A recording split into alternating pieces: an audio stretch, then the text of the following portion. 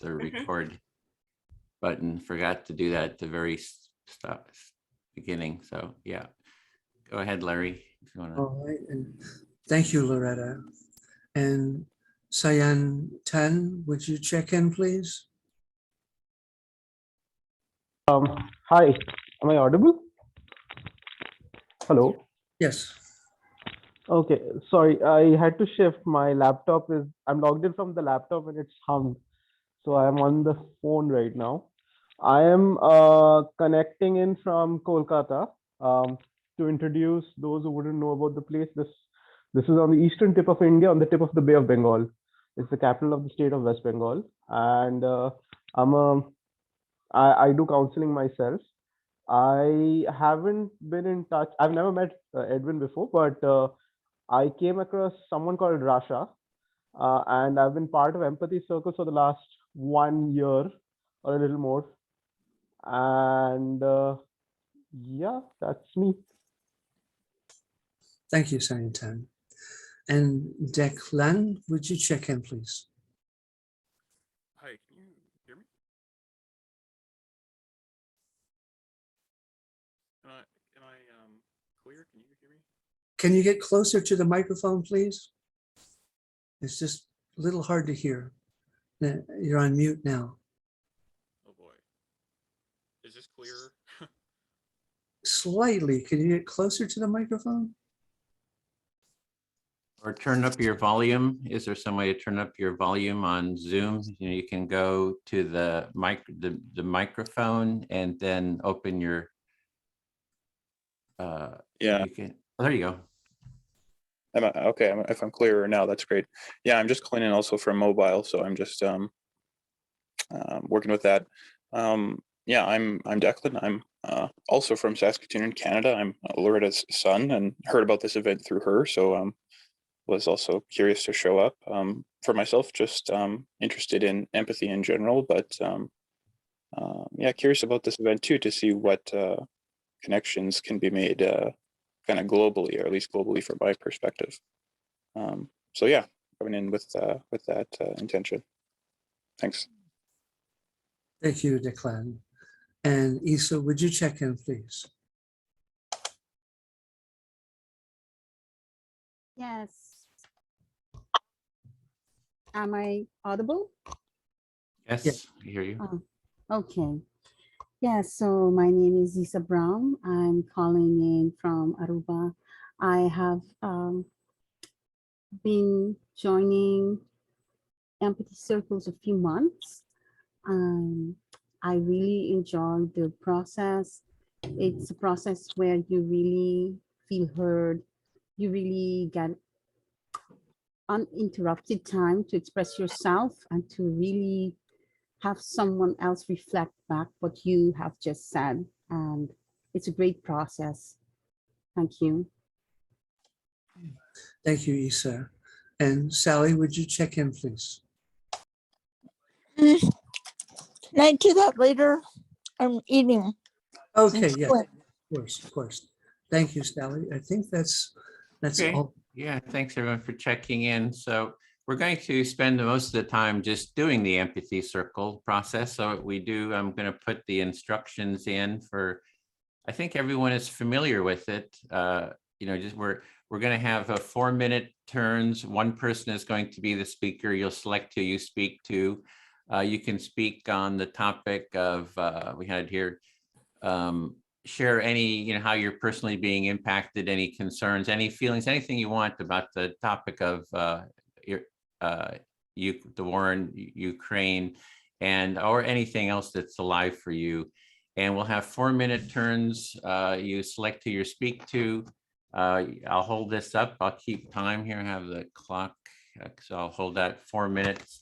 When you see the time, you can sort of just wrap up in a sentence or so, get your final reflection, and then it'll become the turn of the listener to become the speaker, and you select who you're going to speak to. And we'll go around for about an hour and a half or so with this process. So we can get started. Who would like to be the first speaker? And I'll just start off by being the first listener, just to model it. And yeah. Okay, Larry, I'm listening. Start out, well, on the topic of Ukraine, and we're all seeing, of course, in the news and online, the tragedy unfolding that's just beyond horrific belief that this could be happening again. Yeah, it's just beyond belief that a tragedy like this can be happening again. Yeah, it just kind of seemed like, that we could finally live without dropping bombs on other countries. But I guess we're not there yet. Yeah, it's like you think humans could be living without dropping bombs, but just seeing that humanity's not there yet. Maybe feeling some sadness around that. Yeah, the images of the people fleeing the bombs, the blown up buildings, carrying their children and their pets. And this morning there were images of a bridge going into Poland, and they had lined the edges of the bridge with children's toys. Yeah, so this image you saw of this bridge going from Ukraine to Poland, they'd lined it with children's toys for children to probably pick up, and just feeling real sadness, maybe grief that from that, seeing that. Yeah, I mean, you just know that these children, they have no idea why are people going to war? Why are they dropping bombs on our cities and buildings? Why is this happening? And there's no way to understand it. It's just too tragic to bear for the human heart. You're putting yourself in the shoes of the children. It's like just they have no understanding of why is this happening? Why is the bombs being dropped? And you just see the tragedy of this. And yeah, and of course it's not being done by the children. It's being done by, ironically or paradoxically, or the most powerful, supposedly, human beings on the planet. yeah, so it's really being done by the people in power. Kind of some of the most powerful people on the planet are creating this situation. So you just want to scream, stop it. And I feel so powerless in being able to be effective to bring this insanity to a stop. So you just want to scream, stop this, but you just feel like have a feeling of powerlessness to do anything to make it stop. So real sense of powerlessness. Would like to have some effectiveness, maybe. Yeah, so that's why I'm here. Mm-hmm. Yeah, so you're here because of that. It sounds like you're fully heard. Thank you, Edwin. I feel Okay. fully good. Then I'll speak to Dwayne. This time, I know you know how to do this, so just to model it. Yeah, when I was in a group, when this first happened, and I just kind of shared my sadness. I was just in tears, just the grief. It was just a huge amount of feelings of grief about the situation in Ukraine. That when you, excuse me, you were in a group when this happened, and you just experienced a huge amount of grief. You were in tears based on the events that had taken place. Yeah, one of the reasons I do this work with empathy is to try to stop situations like this from happening in the world. This is like to be preventive. It's like we're this little tiny empathy movement. We got to really scale it up to be a worldwide movement to stop or to head off wars like this. And so that's really why I do this work. This of it, the war in Ukraine and all the things that are happening in Ukraine is a really great example of why you do empathy. You know, you would like this little movement that you started that continues to grow and spread to other parts of the world to grow even faster, to scale up so that you can hopefully in the future help prevent events like this from happening, from ever taking place. Yeah, my parents grew up in that general area as well. They were Germans, just across the border from Belarus and from the Ukraine. So they were like kids when at the end of World War II, when the Russians came in. And, you know, I just heard all the different stories of, you know, how on my father's side, everyone was shot except for him. And on my mother's side, the women, you know, were, you know, all raped by Russian soldiers who were taking revenge, you know, on what the Germans had done to them. So I just heard these stories, you know, from the earliest age of you know, the effect that these wars have on people. You have some valuable knowledge about what it's like for family members to experience the tragedies of war. You have your parents are German, but they're grew up across the border and from Ukrainian area near Belarus, and they shared stories with you about, you know, some of the atrocities that are committed by the Russian soldiers who were taking revenge for what happened in World War II when the German soldiers had come through earlier, and you know, people were killed, civilians were killed and raped, and all kinds of unhealthy things happened. Yeah, and again, that's one of those stories is it's what motivates the work I do. It's just, hey, we can head this off. That's an empathy deficit when those wars are happening. It's just people are not listening to each other and empathizing. So I really think that what we're doing here is a solution, is a way to address and head these kind of situations off. What's going on in Ukraine war is a great example of an empathy deficit. Once we reach that point, it's clear that empathy is not involved in the equation. And this is something that, you know, the work that we're doing in the empathy circles, that we could help head this off before it ever gets started. I feel fully heard. Thanks, Dwayne. Thank you, Edwin. And Sayatan, would you like to be my listener? We have to join. Okay. Am I audible? Yes, I can hear you. Thank you.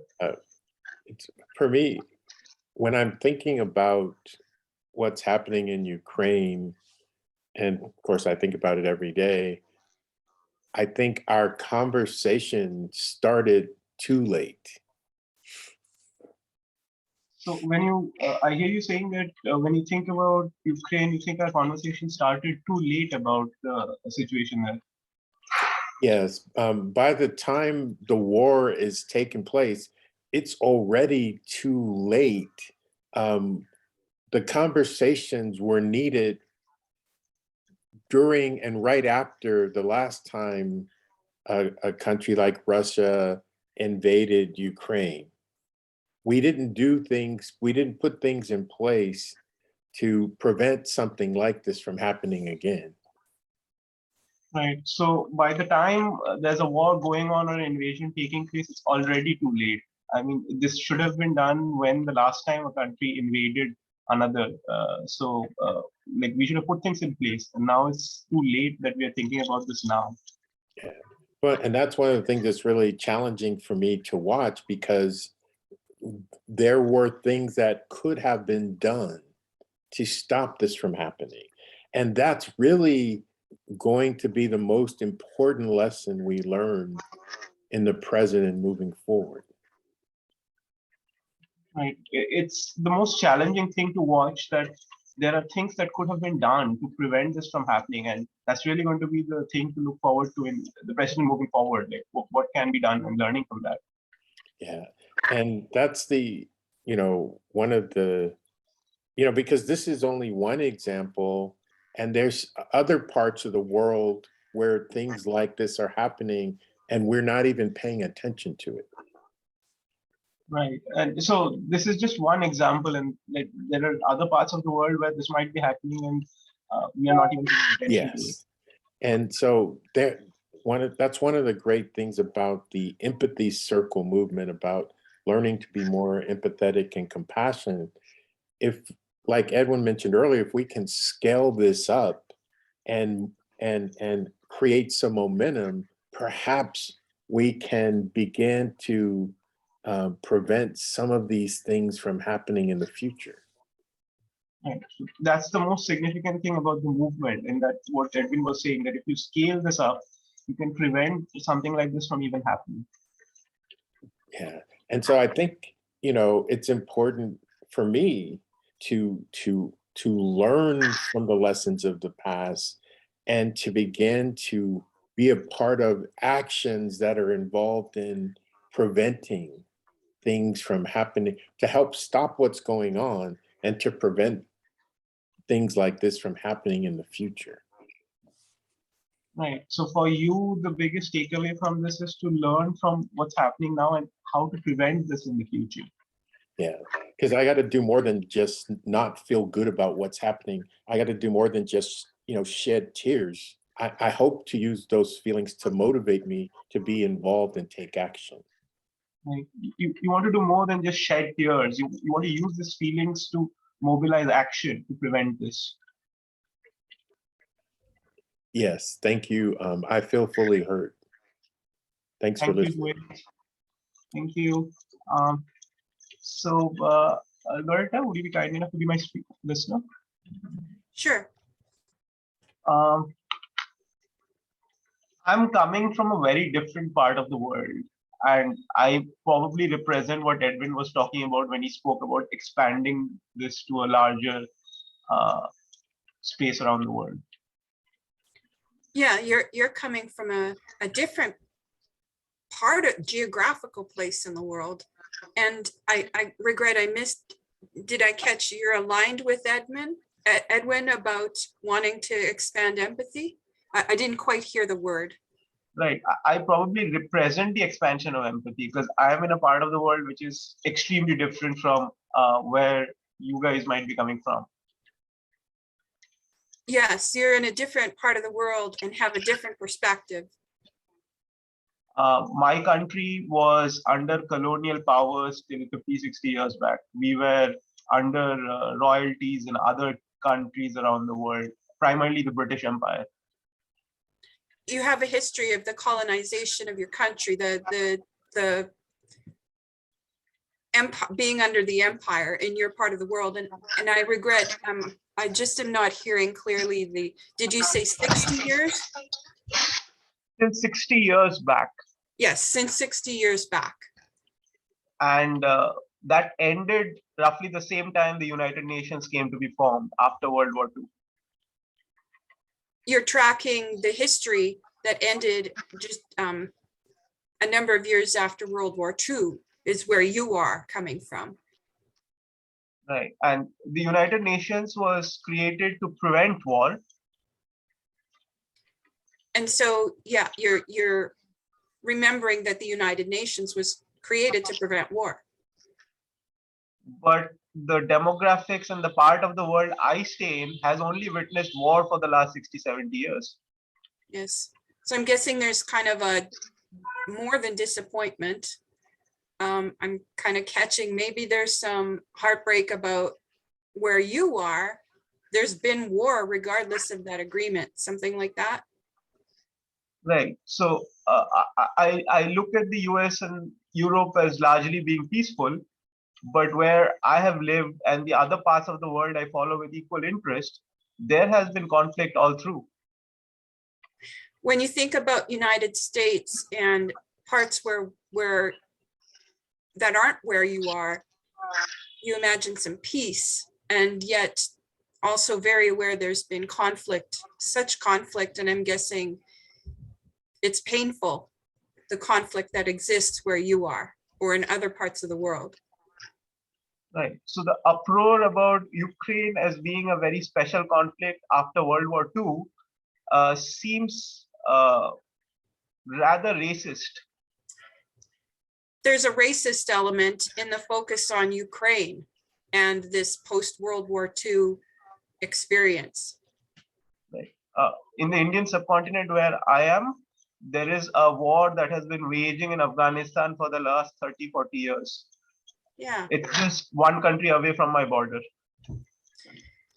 You've been having war for such a long time. It's maybe even bewildering where the focus is on Ukraine. Yes, my country And is you've an had it exception. right next door. Right. My country is an exception in the Indian subcontinent region. Almost all other countries have had military dictatorships, and refugees from each of these countries are in my country, like from Bangladesh, from Myanmar, from Nepal, from Pakistan, from Afghanistan. The list goes on. And many of these wars have usually involved forces from either the Russians or the Americans, or indirectly as part of the Cold War. As part of the Cold War, you're aware that American or Russian have been involved in the wars that are right next door to you. It's right beside you. That's the time too. That's the time. Just Right. I'll continue in the next turn, and thank you so much, Loretta. I feel completely heard. Thank you.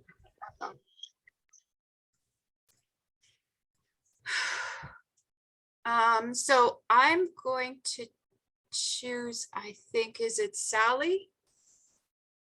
Would you be willing to hear me? Yeah, I'll give it a try, but I don't know if the visual will interfere with the will cut people off the internet for some people. I Uh, see. Do you mind if I just turn the video off just in case? I'm content. Mhm. I don't know what happened to my hummingbird. I had a little picture of hummingbirds, so Mhm. okay. Feel ready? Yeah. Thanks for picking me.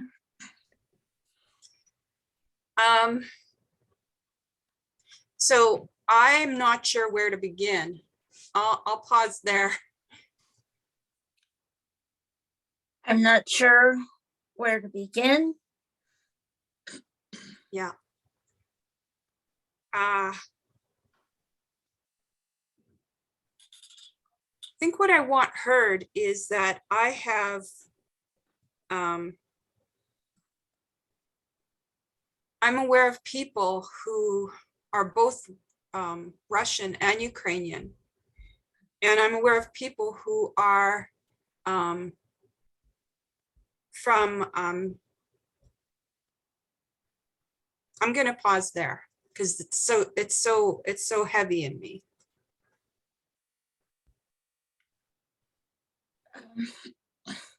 You're aware of people that you know who are both Russian and Ukrainian. And this is very hard for you to choose where to go with this. To process, yeah. Thank you. And I'm aware of a Black American journalist who lives in Ukraine, whom I'm connected with, who is tracking the racism that exists not only for him, but also in his full and thorough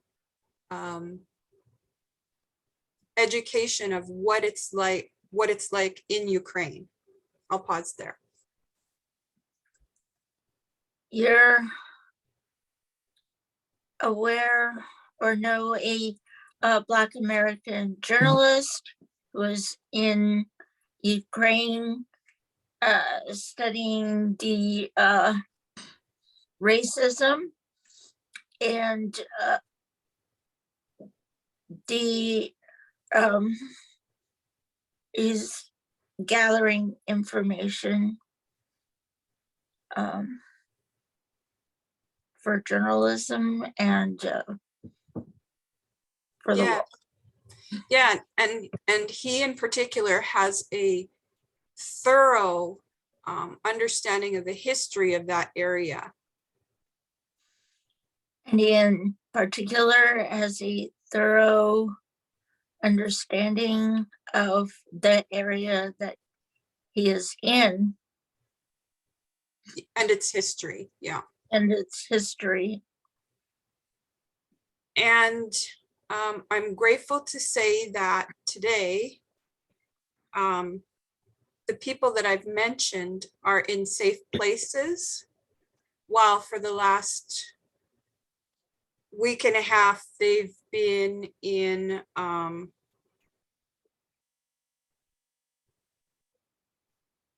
what are called bomb shelters or basements, taking cover. The people that you have mentioned are in safe places, but have moved from bomb shelters or very dangerous situations in the Ukraine. Correct, thank you. And then the last piece for now would be what's heartbreaking and has been very painful is that the people that I know were running empathy circles in Ukraine for Russia and for Ukrainian people before this broke out. And what is so heartbreaking is that these people were doing empathy circles, working between the Ukrainians and Russian people before this war broke out. Yes, and within 48 hours ended up being on calls like this from basements and bomb shelters. And within 48 hours, were in basements and bomb shelters. And as I understand it, we're continuing to attempt the empathy circles. No, they were no longer able to host them, but were able to, with intermittent internet, stay somewhat connected. Okay, so they were able to somewhat stay connected, but it's not what it should be. Yes, I was about to say time. Thanks, Edwin. Thank you. I feel heard completely, Sally. Thank you, Loretta.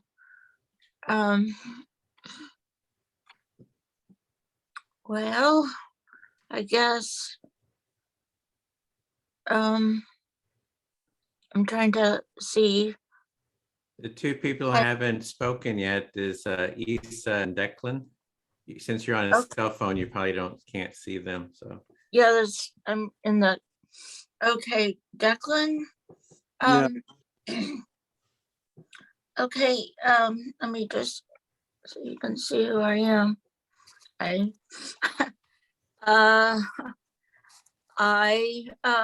really honestly would rather hear everyone else. There seems to be highly profound information coming from places that people who grasp the situation from different perspectives. Yeah, I'm hearing that there's a sense of wanting to listen and hear to people of all different perspectives who are grasping this situation differently. And my grandfather on my father's side was Russian, and then my his son, my uncle, married a Ukrainian, and so I have both that in my background. And well, he was my favorite uncle, but a story, I know my grandfather escaped Russia under horrendous fear for the life of the family, but it was prior to World War I. Yeah, I'm hearing that you have family connections in both area. One, like certainly a personal connection with your uncle who was involved in Ukraine, and then having ancestry from the Russian area, and then having connection to kind of both things as this unfolds. Yeah, the well, my grandfather, I know there was something about the Jews being pushed to the front of the lines.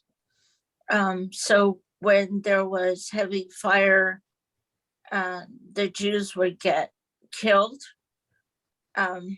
outright, and everyone else would still be alive. And so somehow there was a person who was kind of like a benefactor and gave the family safe passage. And so my grandfather and his father, Benjamin, arrived in this country. And I'll just stop there. Yeah, no, I'm hearing there's a history of even within that kind of region, there still being maybe a certain systematic discrimination going on, and as a result, the people in your family sought benefactors who were able to relocate them. Right, and that was maybe around 1906 is how I think I remember the date on it. And so it's a real struggle for me personally, and I study this thing with just, I honestly, I feel sick every single minute of the day witnessing what's going on. Yeah, I hear it's a very much a close struggle for you, and that every day there's a sense of sickness, feeling sick, holding all the information of what's going on. That was the time, Sally, just you're on a cell phone. I Okay. think you maybe don't see it. Okay, well, thank you very much. And I just want to hear other people. And so if I'm tracking,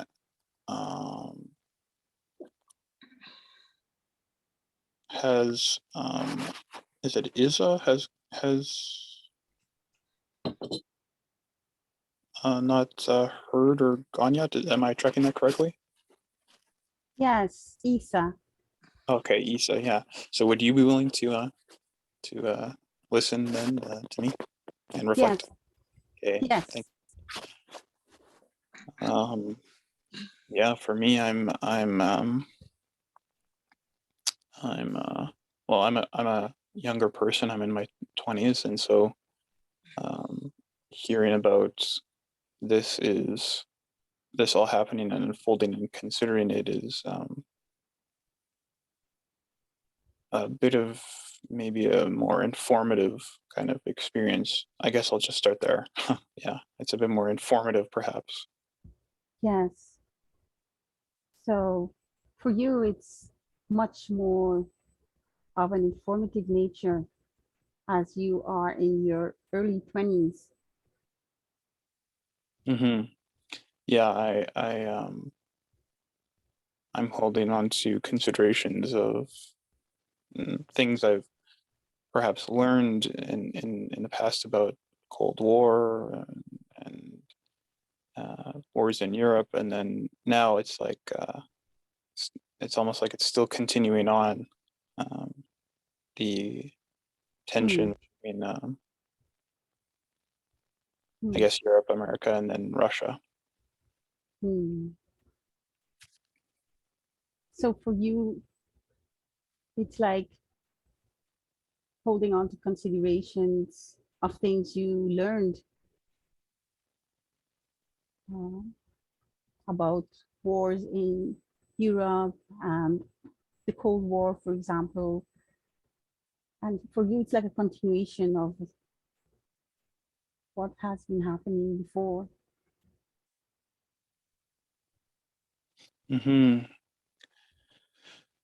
Yeah, within that,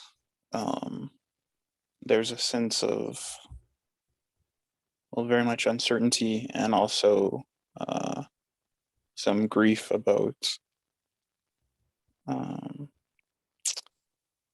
maybe even a disappointment about global perspectives of care, peace, and perhaps choices to continue to use violence or war in this specific way. And you notice there's a feeling of uncertainty, grief, disappointment, particularly around global perspectives. Yeah. And holding on to as well for myself, considering although I'm not near the area anymore or have aware of family currently in the area having ancestry from Ukraine, feeling some grief about within all these large political, geopolitical things, that at the end of the day, there's individual countries or individual peoples or areas of peoples that are caught up in, and in this case, yeah, being damaged and destroyed as a result of these larger forces than themselves.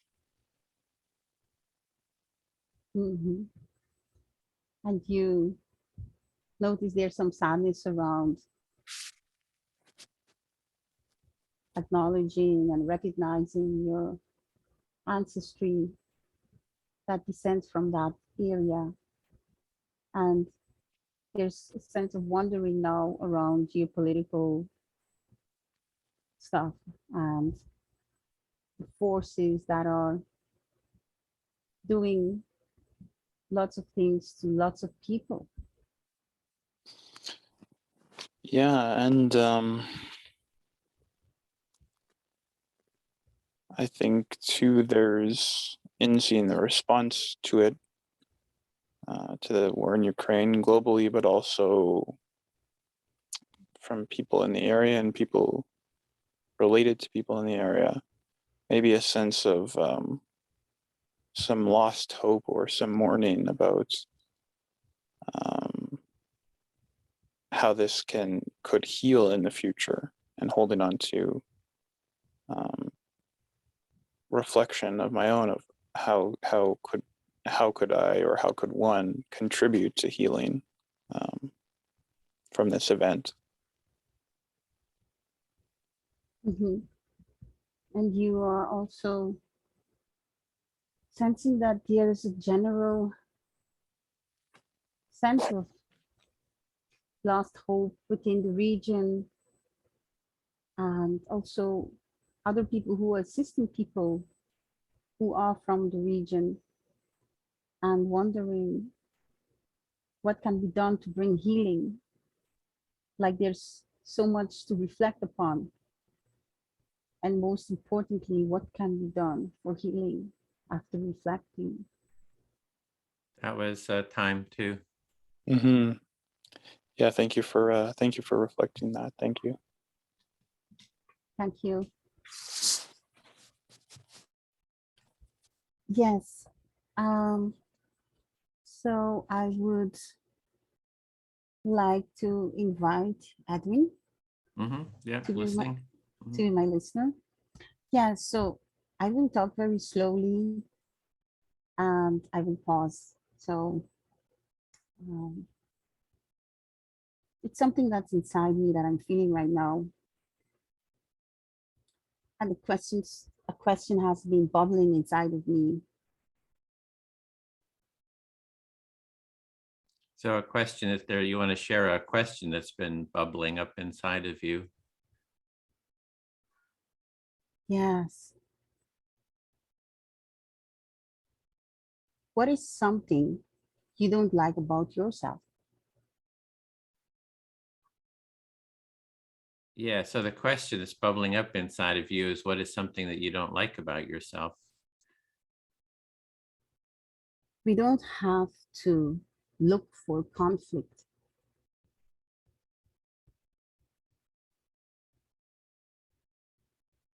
And yeah, you don't have to look for conflict. Sounds like outside of yourself. You can look inside of yourself, but you don't like about yourself.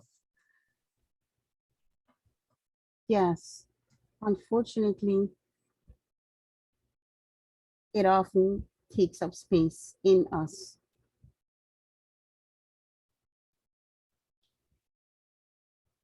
What we don't like about ourselves takes up space inside of ourselves.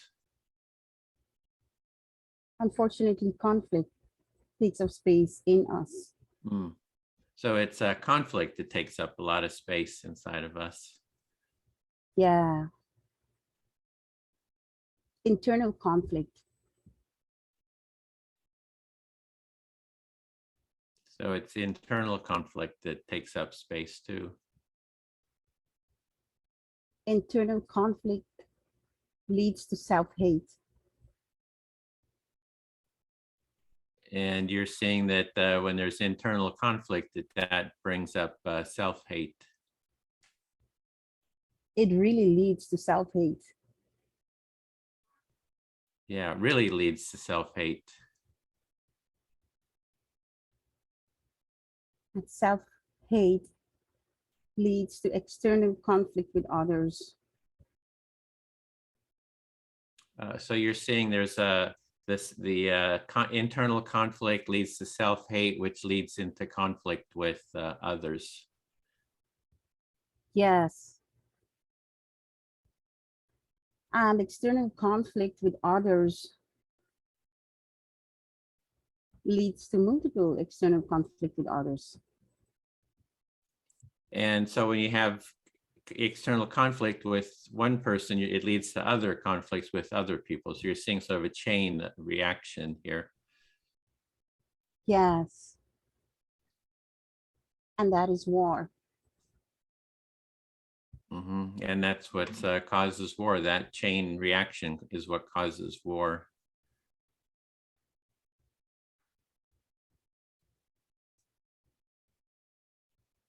Unfortunately, we don't have to look for conflict. And you don't have to look for conflict. Sounds like the conflict's already there in us. Yes. Unfortunately, it often takes up space in us. So it's very unfortunate because it often is taking up that space inside of us, that conflict. Yes. I feel fully heard. Okay, yeah, right on the time too. I'll speak to Loretta, if I may. Hit the timer. Sure, yes, thank you. Yeah, I was thinking of the comments about racism. And I know from that part of the world, just from hearing my parents speak, there's a lot of ethnic judgment between all the different ethnic groups, the Germans, the Jews, the Russians, the Poles, the Ukrainians, the Belarus, and all the different groups. There's a lot of judgment, and I don't know if it's this form of racism, I guess. It's ethnicism, you know, that they all kind of look down on each other. I mean, there's a lot of that. Mhm. When you heard some of what was talked about racism, and you reflect on your awareness of the world, you're aware there's a ethnic discrimination, a type of racism within, where people are looked down upon each other: German, Polish, Russian, Ukrainian. Yeah, in that part of the world. So I've heard, I've heard a lot of it, and it's very universal. I think all around the world, it's like, you know, I heard about India. I mean, I'm sure all the different Indian groups are kind of judging each other too, and put each other down. I've seen it everywhere, you know, traveling around the world. And it seems to me at the core of racism and all that ethnicism is judgment, that we judge each other. And so I kind of see that as sort of a more core aspect of judgment, is just that we judge each other, or humans have a tendency to judge each other on different, with ethnic and racial categories. When you distill it down, or when it's important to look at the core for you, because you see this all around the world, not only having traveled and experienced, but you're seeing a common thread, and it's judgment of each other, and this ethnic discrimination or racism, or I'm just forgetting the word you used. You see a common denominator is judgment of each other. Yeah, and there's so many different ways we judge each other, right? And the core, that in terms of empathy and judgment, it's everybody. I mean, it's just so commonly understood that judgment blocks empathy. So we have this relationship between judging each other and being empathic. I think that's what we're trying to do in the empathy circle, is sort of practice just hearing each other and countering that judgment, because everybody gets heard, no matter what your race, ethnic group, whatever, social class. In the empathy circle, you get heard to your satisfaction. I think that starts melting away that judgment that we have, that capacity for judgment as human beings. It's important to you that it's clear that when you look at empathy and judgment, you're wanting more room for everyone, from every walk of life, from every race, from every gender, from every aspect of experience, to have this place that non-judgment or empathy can happen from hearing each other. Yeah. And this is the healing agent. I think what we're doing, it may be people say, this is just simple people talking to each other, whatever. But fundamentally, it's quite profound. And I'm always surprised that people don't see the profundity of what we're doing. Yeah, because it seems like it's the very core of healing those judgments.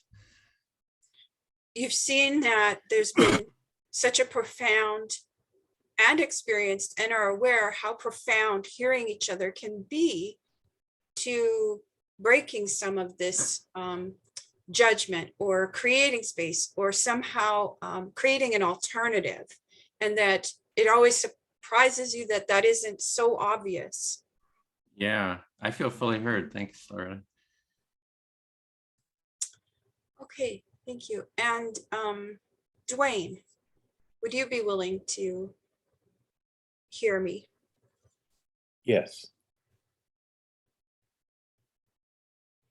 I just need a moment first, just to kind of take all of what everyone's said in.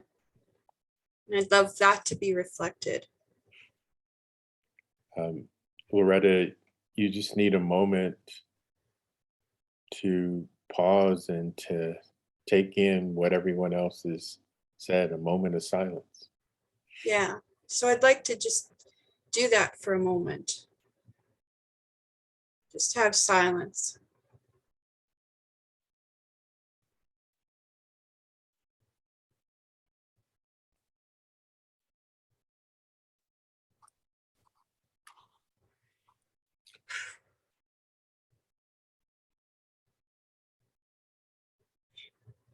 Thank you. I am very aware of the repetition of unhealed trauma, or I've often thought about if I could have a conversation with, make my way into what they call the regime or Vladimir Putin's, office or something, and ask myself if I'd be able to hear to a place where there could be a pause or empathy.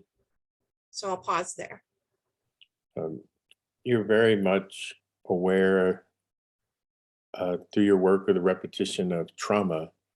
And you would think it would be really interesting if you had an opportunity, if you could make your way into past the regime, into Vladimir Putin's office, if there could be a space to pause and, reflect back.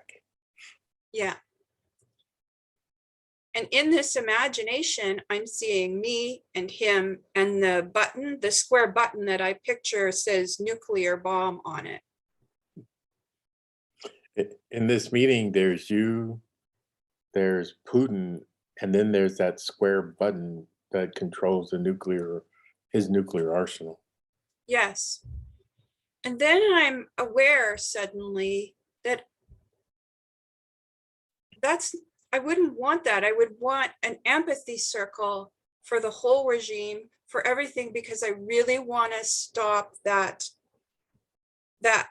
possible decision from the fingertip to the nuclear button. I want to stop it. I want to sidetrack. I want the gap to be filled with empathy, much like if they could come to this kind of group so that it pauses, because I could see that button would do so much damage to so much of the planet. It's interesting. You would like, at first you thought, it'd be great to just you and Putin there sitting, having a conversation. And then as you thought about it, you'd like to expand that experience. You would like to be in a circle with the regime because you recognize this distance from the finger to the button and what that could create once it's pushed, and you're hoping that by being in the space with the regime and having an empathy circle, you may be able to impact the decision to push the button. Yes, I'm seeing the distance being so imminent that I want to have effect. I want to have such effect in a way that is as profound as I've heard people speak to that empathy can have. Understanding that the distance, you imagine the distance be so small, and knowing the effect or the impact that empathy would have, you want to be able to interject and have an opportunity to affect that. Yes, I'm complete. Thank you. Yeah, I'm fully heard. Thank you, Dwayne. Thank you, Loretta. And Declan, would you like to listen to me? Sure. There's so many things, of course, going around in my head. And one of the things that I mentioned earlier was the idea that balancing the feelings between all the attention that's on Ukraine and empathizing with what's happening with Ukraine. And at the same time, as a person of color, recognizing there are people of color dying all over the world and nobody's paying attention and nobody cares. And I'm generalizing when I say nobody cares. Of course, there's some people that care, but it's not worthy of, oh, excuse me, I'm going on and on, Declan. Let me pause. Sure. Yeah. No, I'm hearing that there is an awareness of holding lots of care for the situation that's going on in Ukraine, and at the same time holding an awareness that there is a extremely different response in discourse, media recognition, or just even plainly care about all the different peoples of different ethnicities or different colors around the world who are dying daily. Yes. And I put a quote from a song by a group called X Clan in the chat. And what it says is, once again, now it comes with the trend. I said, free South Africa. You went to Berlin. Now that's the problem. And it reminded me of many years ago when all these atrocities were being committed in South Africa under apartheid. And we were asking, please, stop what's going on in South Africa. And our government went to Berlin and brought down the Berlin Wall. I'm hearing that there's a reflection going on about the difference in focus, even historically. So when apartheid was happening in South Africa and there was calls for intervention or response from the American government there, that instead the focus was on the Berlin Wall and with Russia in that sense. And for me, I see myself a part of the greater human family. And so, don't send, for whom the bell tolls. I mean, it tolls for thee. However, I think that somehow there's a need to balance these things and to have conversations about all of these things. Yeah, I'm hearing that there's a sense that there's some balance that could be brought into to actually help a global sense of everyone being included, where there could be discourse, and situations like this could bring up discourse for all the different peoples that are currently having effects around the globe.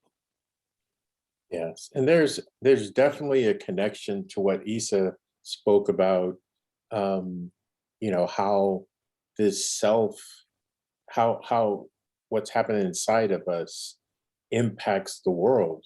Now, I believe I experience or I view the world based on how I feel about myself. And so that's also an important thing that it's going to be important for us to address. Self-esteem, self-image. Yeah, I'm catching that the way that this information is filtered for you is also through yourself, essentially, through how you view yourself, and that's bringing that awareness is bringing out some awareness in general that there needs to be some consideration for self-image, or perhaps even representation and global image of inclusion of everyone versus a specific one or something like that.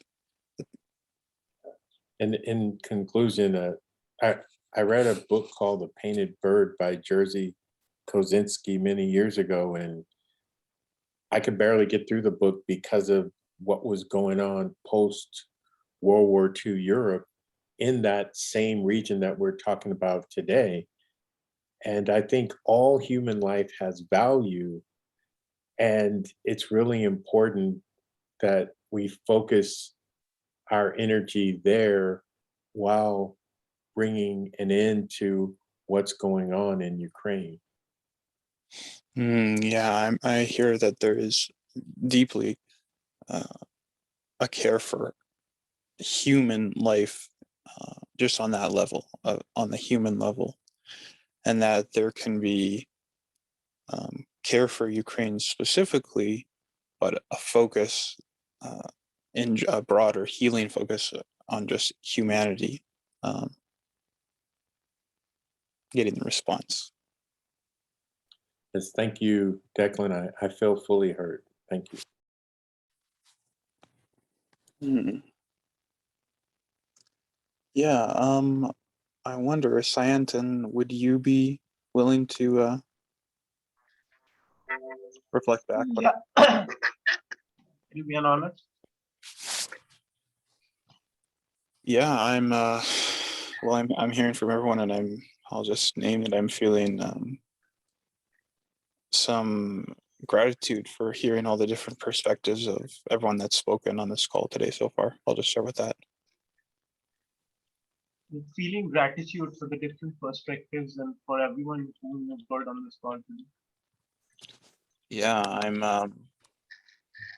holding myself a consideration of, maybe even symbolically what this war in Ukraine means right now for the world in general, but also in all the different particular parts of the world. I couldn't hear. In consideration, you said, or a consideration? Yeah, consideration.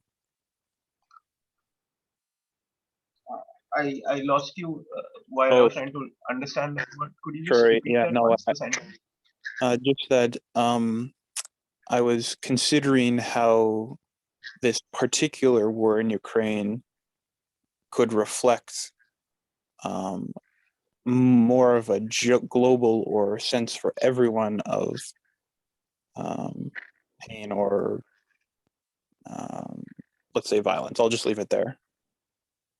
Right. So you're considering how this war in Ukraine could reflect the pain and violence or considerations of people around the world.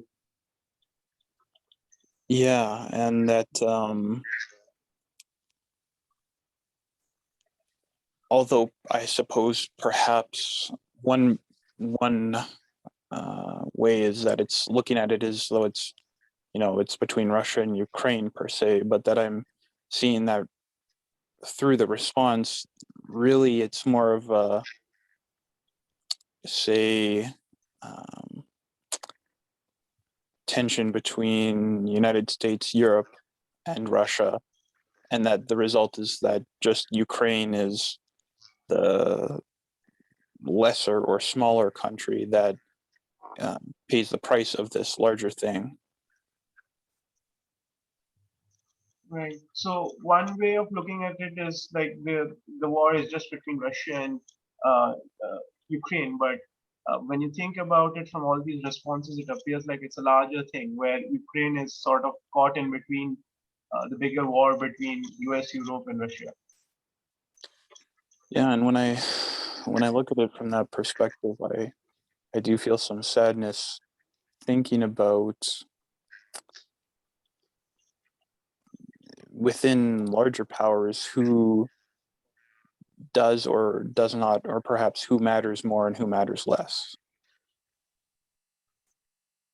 Right. When you look at it from that perspective, you feel sadness for within these larger powers who matters less or who matters more. I mean, who might be paying the cost maybe of this war.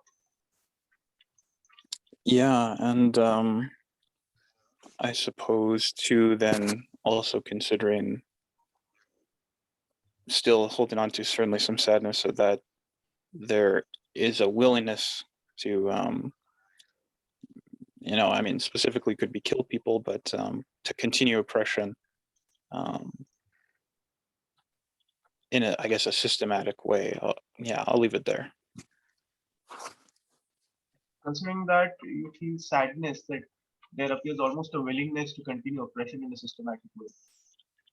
Yeah, and so just sitting with all that as I listen to all these different perspectives and hearing that as much as this is very present in Ukraine right now, and that's certainly personal to me, that the perspective of it happening overall is somewhat universal, and that is somewhat painful.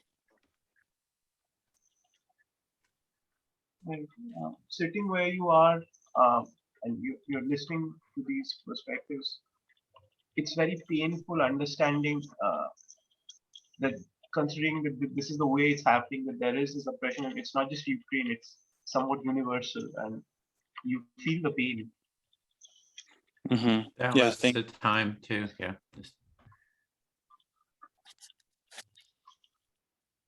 You want to say something more, Declan? No, thank you for hearing that, and thanks for reflecting. I appreciate it.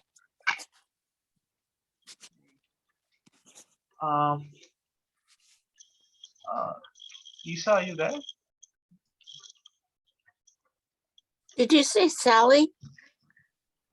No, I said Isa. Oh, okay. Yes, Hi, Isa. Would you be my listener? yes. Uh, I'm very overwhelmed uh, and confused and irritated and frustrated. So you're very overwhelmed, confused. And what was the last thing you said? Irritated and frustrated. And frustrated. Okay. I come from a generation after doing. You come from a generation after doing, Dwayne, and from a very different part of the world. and from a very different part of the world. I live in a very vibrant democracy. You live in a very vibrant democracy. And it's extremely frustrating to see a democratically elected government supporting a dictatorship. And it's extremely depressing to see democratic elected president supporting a dictator.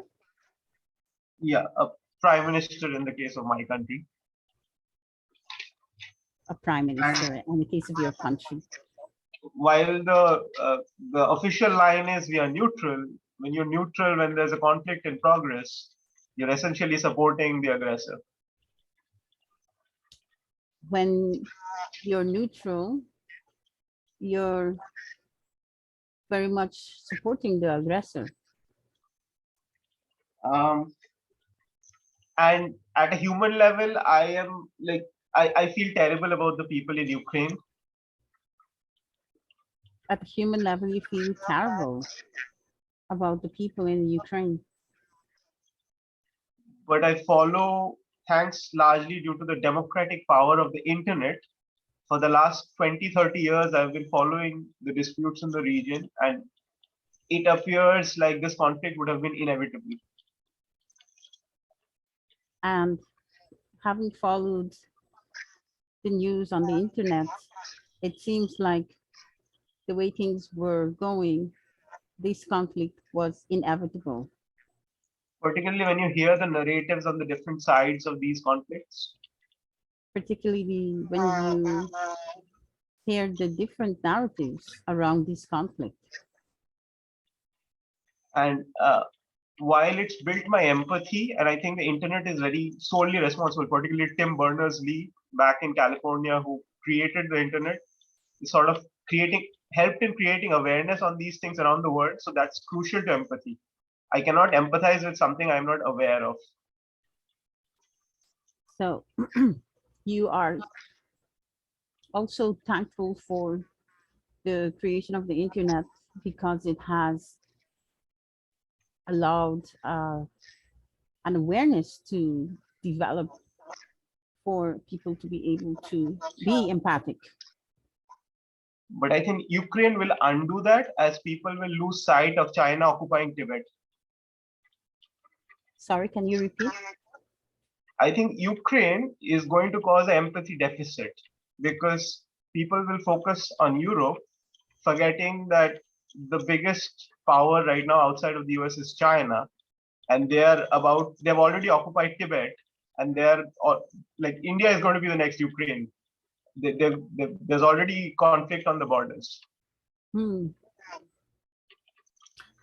you feel like there is going to be an empathy deficit because of Ukraine, because the attention will be off of China. And China has already taken over Tibet, and India is next to Tibet. So it could also become like Ukraine. That was the time, just so you know. I wonder if I could squeeze in 2 small sentences. One sentence. Right. India has the largest number of medical students from it studying in Russia and Ukraine. and India is the largest arms importer in the world, and 80% of its arms are from Russia. Okay, That's it. so you're mentioning that a lot of the medical students in India have studied in Russia or the Ukraine, and also that India has a large supply of arms, and they have been brought across from the Ukraine. India is the largest arms importer in the world of all the countries. It doesn't produce any of its arms, it buys it. And 80% of it is supplied by Russia. 80% of the arms imported in India are being supplied, being paid by Russia. It does not create any weapons. All of the weapons in India are imported. India buys them, but from Russia. Yeah. Thank you. I feel completely heard. Yes. Thank you. Let's see. I would like to invite Dwayne to be my active listener. Sure. I'm here. Okay.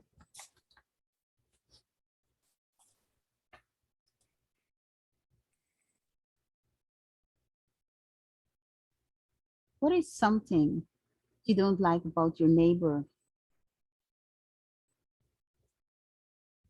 What is something that you don't like about your neighbor? Yes.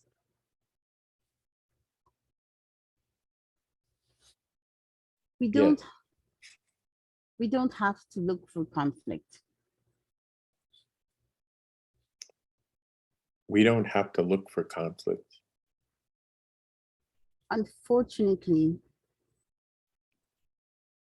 Unfortunately, it often takes up space around us. unfortunately, it often takes up space around us. Yes. So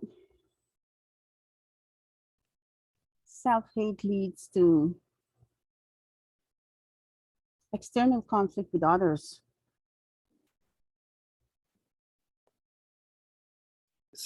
Self-hate leads to external conflict with others.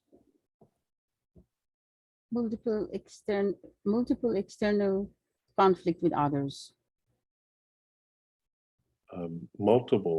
Self-hate leads to multiple external conflict with others. And that is war. And that is war. What is something you don't like about a global leader?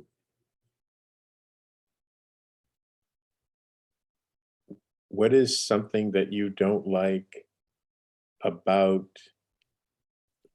the leader? I think you said the oval leader, reflecting on the leader of a country? Global leader, yes. Global leader. Yes. We don't have to look for conflict. We don't have to look for conflict. Unfortunately, it often takes up space in our political system. We don't have to look for conflict. Unfortunately, it often takes up space within our political system. Yes.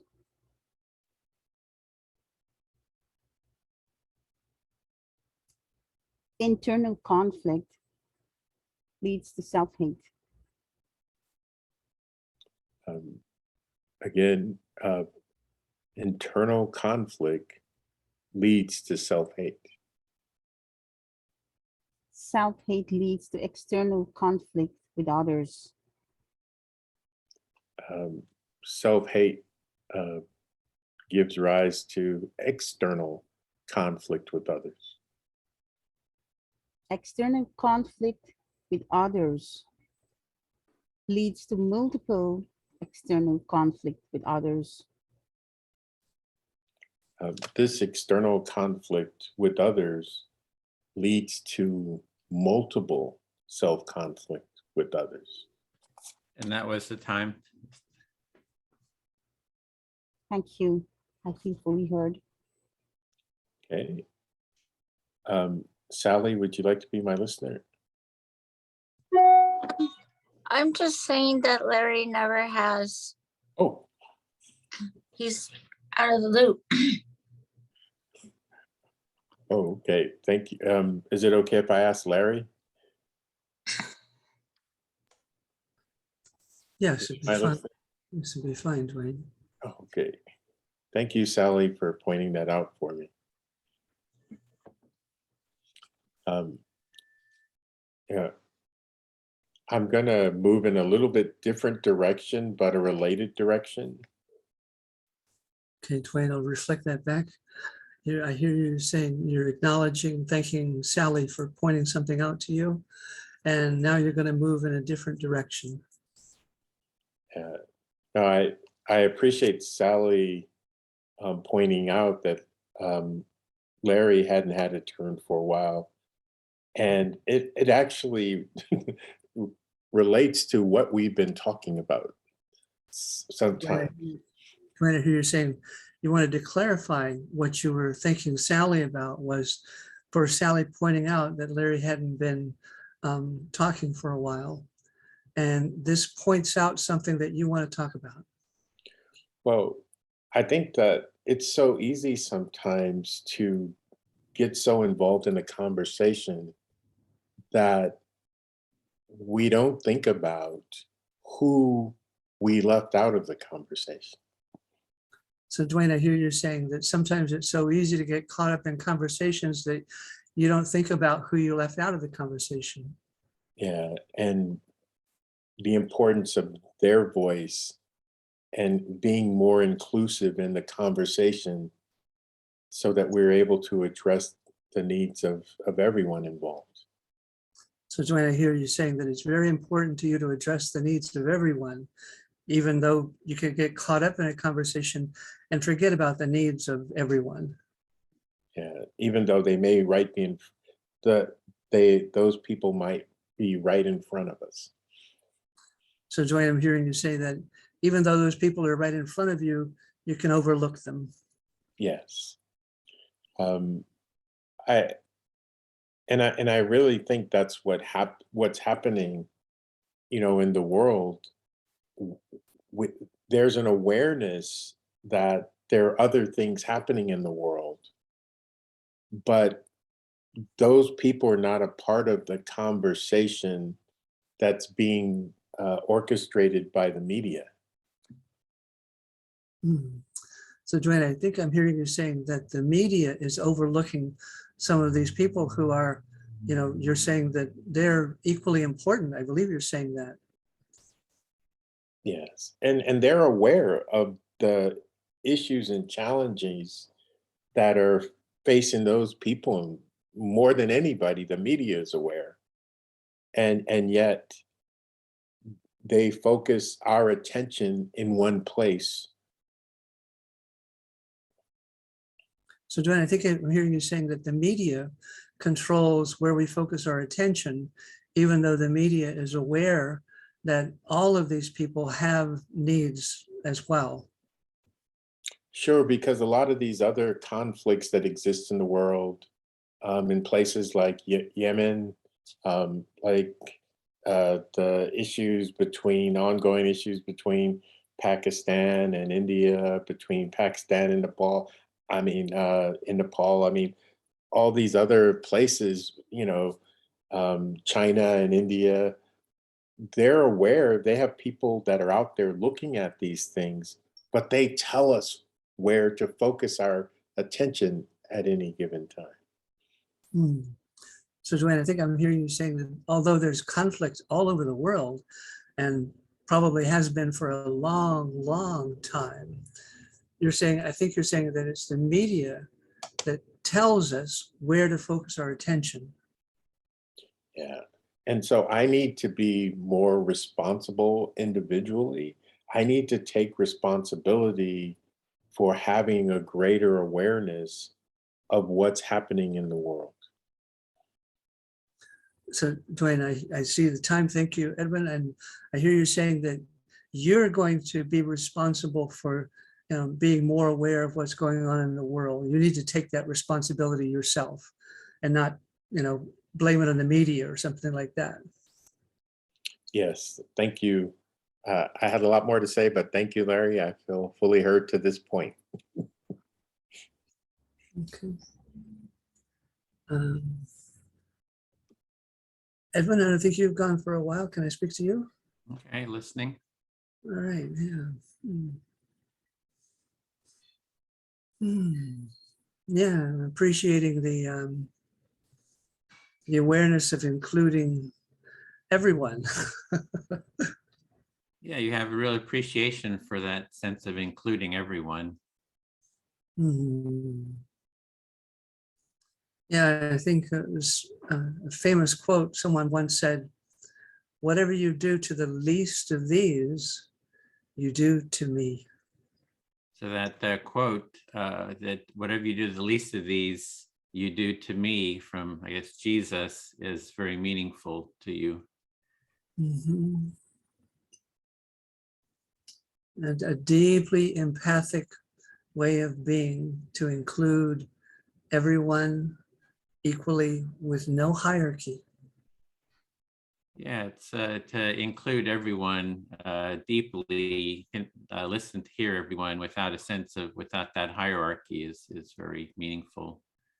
And that's what I love about the empathy circles. It dissolves the hierarchy of worldly power, worldly riches, worldly competition. That just fades away. So that's really what you appreciate about and value about the empathy circle is everyone gets heard, that those power structures fade away because everyone gets heard, and that's really important to you. Yeah, and the most amazing thing about the empathy circle is that it brings about a self-awareness in each participant without someone telling someone else what they should think or feel or hear. It's a self-awareness, and that's the beautiful part of it. So in the empathy circle, you have a sense of self-awareness. You find a real beauty in that self-awareness. Somebody's not telling you what to do or think. You're having that self-awareness, and it's a very beautiful feeling for you. And I think it's that self-awareness that is the true empathic nature of human beings, that once that is seen, there's nothing that can substitute for that. And the having that self-awareness is just the beauty of humanity or human beings. And there's nothing else that can substitute when you can really feel into yourself. Have that self-awareness. Thank you, Edwin. I feel fully heard. Okay, then thanks. I'll speak to Sally. Yeah, what I was hearing sort of bubbling up before was a real sense of wanting sort of universal care, maybe universal empathy. So that was just something that sort of struck me in the conversation so far. So you have sensed coming up in the conversation up to this moment a sense of need of a universal care for empathy. in the Yeah, world? universal care and empathy. That's sort of what I was hearing from in the conversation, sort of an underlying yearning or desire for that sense of caring for everyone and maybe a sense of empathy with everyone. Okay, yeah. Okay, that there be a sense of universal care and empathy. Yeah, I appreciate what Dwayne was saying about responsibility, because I see there is a sense of responsibility, sort of mutual responsibility around that too. So it's just not like, hey, you should go care for everyone. It's like, hey, I got to do my part too. So there's a real mutual responsibility needed for that. So you appreciate what Dwayne brought forth about the need for everyone mutually to have their own role and take responsibility for this care and empathy throughout the world. And then what I've dedicated myself to is to really address that, to spread the empathy circle sort of as a strategy. Like, hey, how do we create a world like that? Is for me, it's like, hey, can we teach everyone in the world how to take part in an empathy circle, how to facilitate an empathy circle and teach others? It's just, if everyone had that foundational skill, I think it would be just a good starting point. So that's really what I've dedicated myself to, is so taking action towards that. You have taken the role upon yourself as a teacher and the developer of a concept to teach empathy and as sharing it so that people can teach others from what you teach them. Yeah, it's like we can, and I see, I kind of strategize, well, how to make this a reality? So I see doing empathy circles like we're doing here, doing teaching, of the practice training at one level. And I'm also running for Congress as the empathy candidate.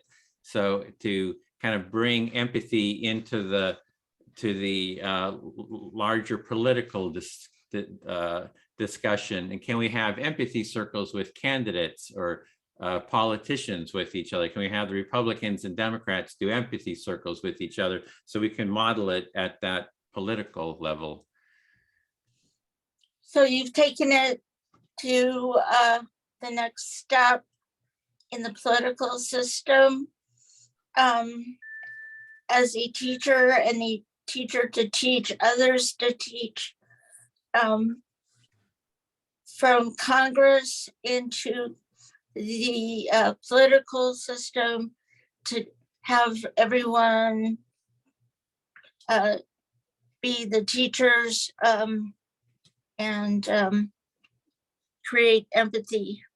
Yeah, so we can do it grassroots like we're doing here, but we can also try to bring it into the political discussion at the I guess the higher, if you want to look at it, that with the people with structural power. Can we get the people with structural power to have empathy circles? Can we have Joe Biden and Donald Trump have an empathy circle? Can we have these, MSNBC and Fox News newscasters sit down and have empathy circles? So, we can kind of approach it from these different levels.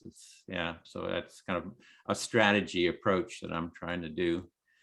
So yeah, you've expanded to the political system and also news, and get the opposition of the Republicans and the Democrats and all the way to the level of Biden and Trump and the news, MSNBC and Fox News, and to have people sitting down at a table and talking rationally. Yeah, empathically. Empathically. I want to talk empathically. I'm sort of I'm not too, the rationalist is kind of like old school. It's like, if we can just reason together, that we can come to solutions to the truth. I think it's if we can listen to each other, that we come to the truth. So I think it's a little bit of a different model than, yeah. So instead of reason,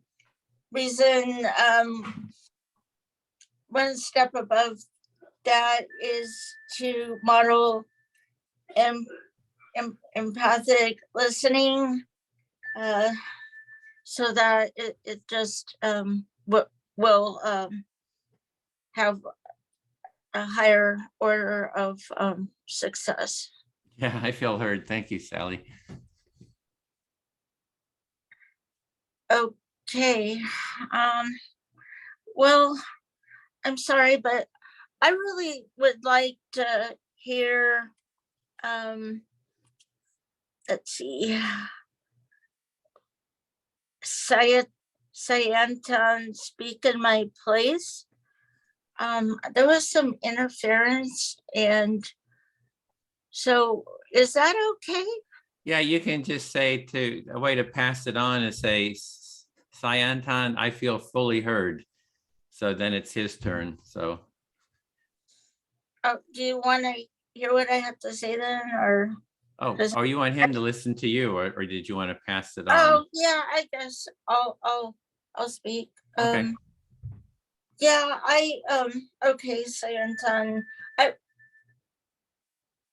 everything seemed to be balanced to a certain extent, but I always knew in the back of my mind, this, what Russia, the malintent, and the system in place of, well,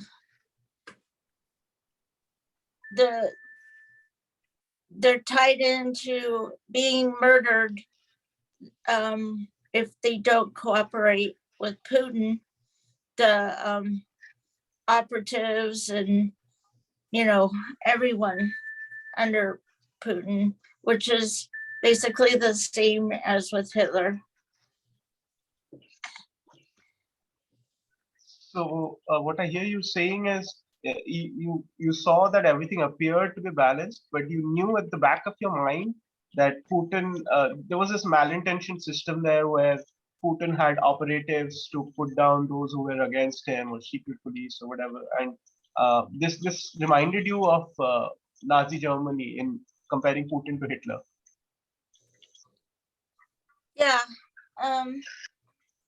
Well, I pulled out this book from back when I was in college, The 100th Monkey, by Ken Keyes Jr. And it's just a really basic book that anyone, any kid or of any age could read. And that is very instructive about how even a monkey could learn to take a sweet potato and actually wash it in the river. And so then that was passed on from monkey to monkey. And then this knowledge was learned, and the concept of teaching peace. And I think this concept that Edwin has developed, as he said, in the hierarchy of genius, is just on the top of the pyramid, above genius. And it's the simple way to reach everyone learning to wash the sweet potato, just like the monkey. And the sweet potato, in essence, is peace. Sorry, that's too much, isn't it? No. I just couldn't get the name of the book, so maybe you'll have to correct me about that. But you remembered this book from your college, which I think had the name something related with the sweet potato and the monkey, and the 100th monkey. This book had the story of how a monkey learned to wash the sweet potato, and the other monkeys, they transferred this knowledge monkey to monkey, and it changed their world. And you think like there was something revolutionary about this idea, and on the top of the list of ideas which would constitute genius, like you think Edwin's idea is extremely powerful and could change everything, because the sweet potato could resemble peace, and if people use the idea like of in the case of the sweet potato, of washing the sweet potato, and in Edwin's case of empathy circles, if they use this idea, it could revolutionize the world. It could make people empathic to each other. And yeah. That was the time too. Okay, Yeah, okay. thank Great. you. So maybe we can go into a debrief for coming to the end. I just want to say there's a long history of empathy work. Carl Rogers, Marshall Rosenberg, many others have been developing these empathy practices. So we're just building on their work. So yeah, we just want to do take a minute to debrief. How was the experience for you? Any comments? And then maybe Larry, you could call on people, maybe start and then call on people, Larry. Yeah, I'd be happy to. Like Sally was just saying, I love these empathy circles. I hope we spread them around the world as easily as 100 monkeys can wash a bushel of sweet potatoes. I love the empathy circles, and I just wanted to spread on and on and on. So I will call on Dwayne. How was your experience today? I really enjoyed the experience today. This is one of the smaller groups that I've participated in, and this has been really powerful, this small group, and I've really enjoyed learning and hearing other people's perspective, especially from different parts of the world than I usually hear. And this activity reinforces the importance of expanding and having more cafes like this. I really think it would make a difference in the world. Thank you. Thank you, Dwayne. And Sally, how was your experience today? Well, I just have this vision that there will be these tall buildings, skyscrapers throughout the world, with people doing empathy cafes from culture to culture, and experimenting with moving from room to room and talking to maybe a risky neighbor and seeing if you can do an empathy cafe. Thank you, Sally. Beautiful vision. And Declan, how was your experience today? I'm just appreciating the willingness to come together for the purposes of empathy, and in this situation, but also with general, just the global connection. I'm appreciating having been heard and listened to in such an acute way. And so, yeah, I'm sitting with just how empathy and interconnection and reaching out across, many geographical miles, but also reaching into vulnerability with all different kinds of people can lead to peace in situations like this, even on just a small scale of our call to larger impacts. So thanks. Thank you, Declan.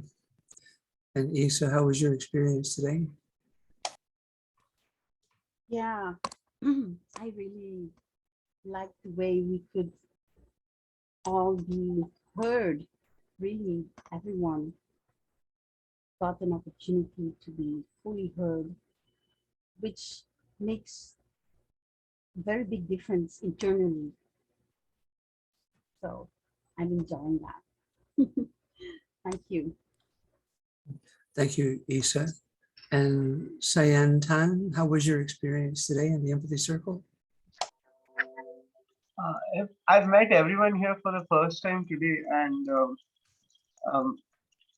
it was just interesting. I was remembering what Isa said about how there is this internal conflict, and it's so easy to get trapped into smaller identities. I mean, if I had not known Dwayne, or if I could not see him, maybe I would not have formed a bond instantly on the basis of color, but I wasn't listening attentively when everybody was introducing, but I somehow felt that what Sally was saying and Dwayne was saying somehow resonated more with me. And in the back of my mind, I had already started building up walls. I was growing closer to a particular group and in some sense moving away from the larger group. And it's a very serious thing when I think of the implications of that. So it just left me a little unsettled, this awareness, and it made me wonder. I mean, is the idea of countries a terrible thing? Does the UN encourage war as opposed to like oxymoronically instead of preventing it as it's supposed to or its charter? Does the concept of countries make us selfish? And it's something that just boggles me. Also, Dwayne mentioned about how journalists should have. I think sorry, Edwin was probably mentioning about how journalists should have empathy. Because there's this app called Clubhouse, and they form groups there. They don't listen to each other as much. So it isn't active listening like in the spirit of Carl Rogers or Marshall Rosenberg, what we have here, but they do talk to each other, unlike these global leaders and groups in public, because I can hear them discussing today's news because they were to print it. So that was another interesting experience. The other like broad takeaway, and I'll just end with that, is how people prioritize different identities in different contexts. Like when I hear of the US, I think of color. I don't know why. I'm not even from the US. I've never gone outside India. And I'm grateful, eternally grateful to Tim Berners-Lee, because without the internet, none of my awareness of this other part of the world or empathy would have been possible in the same way. But in the US, like they have color, which we know of from recent events. And then when I think of Europe, apart from World War II, I don't think religion is a big issue in that sense. Like historically, there were Jews, but that apart, they primarily form countries based on languages. In India, when the British left, they chose to prioritize people who wanted a country based on religion. So religion is a major issue in this part of the world. And it's very interesting that when Edwin said initially we form judgments of people, like he mentioned about the Poles and the Germans and others. It's very interesting how these judgments are ubiquitous. Like even when I'm not doing them consciously, subconsciously it's happening all the time. It's like a struggle, and like I'm uncomfortable, but I'm grateful for this circle for making me aware of that. And I'm so grateful to each of you that I want to mention you by name. So thank you, Larry. Thank you, Edwin. Thank you, Dwayne. Thank you, Sally. Thank you, Declan. Thank you, Isa. And thank you, Loretta. If did I miss anyone? I don't think I did, but just in case, yeah, thank you so much. And yeah, namaste. Thank you. Thank you, Sayan Tan. And Loretta, how was your experience in the Empathy Circle?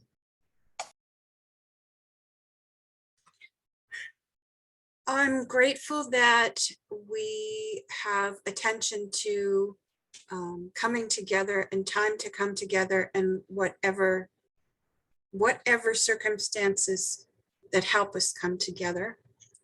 There's some incompleteness, which spurs wanting to have more circles. And I have some hope. As everyone spoke, reminded about all the ways that we have felt separate or told ourselves we're separate, even from not just each other as humans, but from animal life and plant life, and how empathy in this form, in what we did today, is based on some people's work, and yet it goes back back to the gift of the planet. The planet has empathy for us over and over again, and how core remembering what we're doing to the planet as well is to maintaining that empathy in my and connection to life. So my experience is more of this and wanting more of this, and grateful for what has been held today. Thank you. Thank you, Loretta. And Edwin, how was your experience today in the Empathy Circle? Yeah, I do see this as I was saying, to the way forward, the way to be constructive in society and to spread the practice. And I just do everything I can to spread the underlying way of being, the underlying empathic way of being, finding different ways of spreading that. So I'm grateful for everyone being here and working on that. I just did want to put in the link here for the project. If you, I'd sent it out to our email list, and people had signed up, to kind of be on the project team to host this. And I just added Loretta, Declan, and Dwayne, and you, Larry, to the list. If you want to put your email on that page, and then we can send out an email and just, discuss how to keep the group going, how to, promote it. I did put it out on let's see, there's a Ukraine group. Well, yeah, we can discuss that. There's some different Ukraine support groups, larger groups, and I did post it there. I'm going to post this video there as well, just so people can see what we're doing, and maybe that will give them more ease about taking part. So just to, kind of build a team to have this group go ongoing, so it can sort of be self-sustaining too.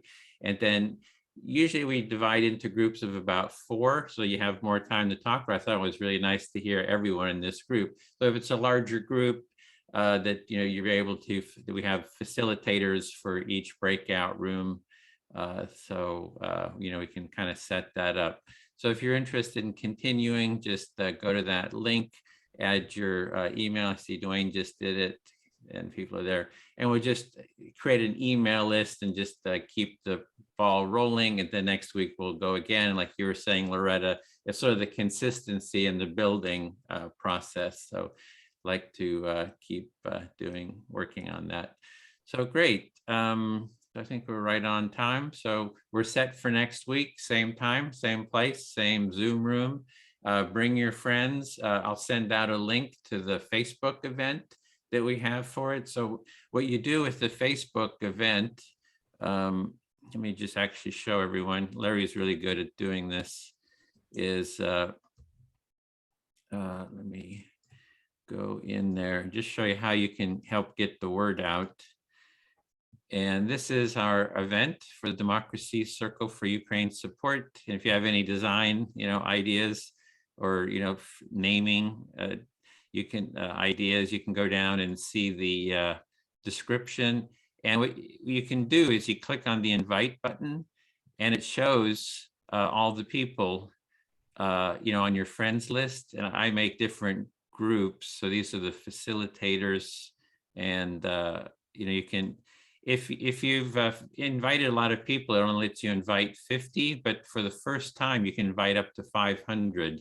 So for the last one here, I did invite, I just invited 50, Larry invited 500. So anyway, that's how you can kind of help spread the word. One of the best ways is to invite your Facebook friends, and then take the link and then post it on any Facebook groups, especially Ukrainian groups. And I'll also, like I said, post this video there. So that's it. We're going to slowly kind of ramp up, and hopefully this can be an ongoing group and team to offer support around these issues, which we've seen is actually more than just Ukraine. It's really a worldwide empathy and care and mutual responsibility. It's really a larger part of a larger vision.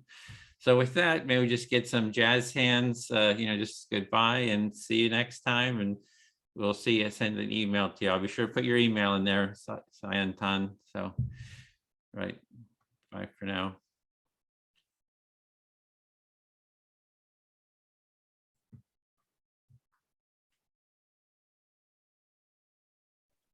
Do we just drop out? of Yeah, the just meeting? drop out. I'll just, yeah, just hit the drop. Peace. Bye. So long. Okay, well, thanks for checking in, Larry and Isa, sorry, that we'll send an email. I'll send an email out and we'll just kind of communicate via email on next steps. So just do anything you can do to go out and invite people, friends for the next time. So I think that's kind of it for the debrief. So see y'all.